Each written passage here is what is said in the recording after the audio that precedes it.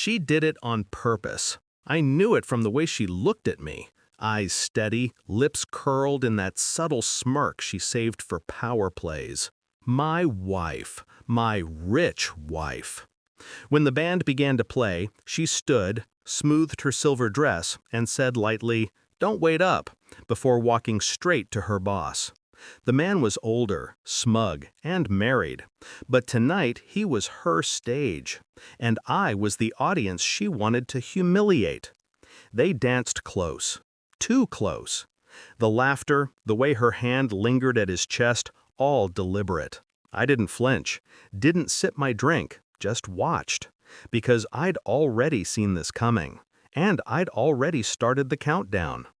3 years earlier, I was the charity case, the struggling architect who caught her eye at a gallery. She loved the way I didn't need her money. I loved the illusion that she wanted something real. For a while, it worked. Dinners in quiet restaurants, whispered promises, lazy mornings with sunlight spilling across her expensive sheets. Then the tone shifted.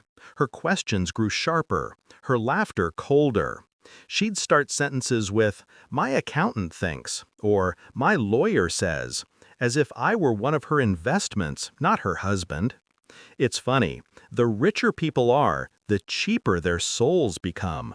She thought I didn't notice the messages, the late-night calls with her colleagues, the perfume that wasn't hers, the meetings that stretched past midnight. I did. I noticed everything, and I stayed silent.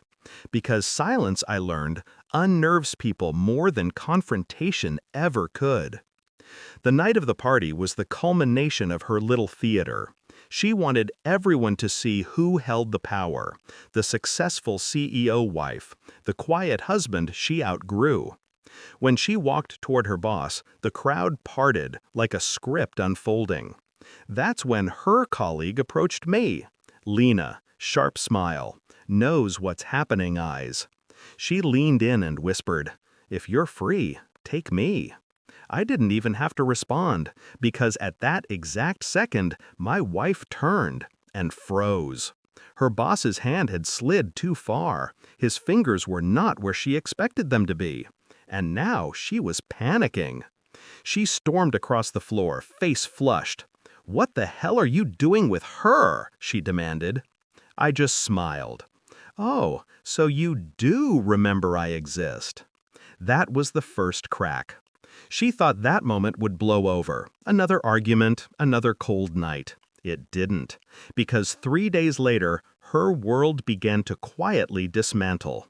It started with her company audit, an anonymous tip exposing discrepancies in her expense reports. Then the media lake, photographs of her boss and her leaving that very same party together. And finally, the investors pulling out, citing ethics concerns. She called me in tears. "You don't understand. They're destroying me." I cut her off. "No, you destroyed you. I just gave them the pieces." See, I'd been collecting evidence for months. Screenshots, call logs, text threads. I knew about the offshore accounts her boss used to funnel company funds. And I knew about the NDA she forced her assistant to sign after that night in Dubai. All I had to do was arrange the puzzle and hand it to the right hands. Compliance officers, journalists, and a few quiet contacts I'd designed luxury homes for. People who owed me favors. The day they fired her, she came home shaking. She threw her diamond bracelet at the wall and screamed, "You've ruined everything!" I stood there, calm. "I didn't ruin anything," I said softly.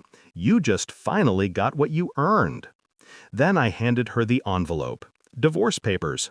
No accusations, no drama, just a simple note inside.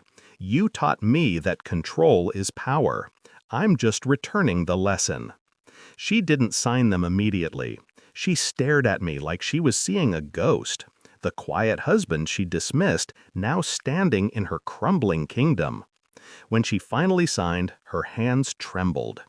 It's been 6 months. Her company sold. Her reputation gone.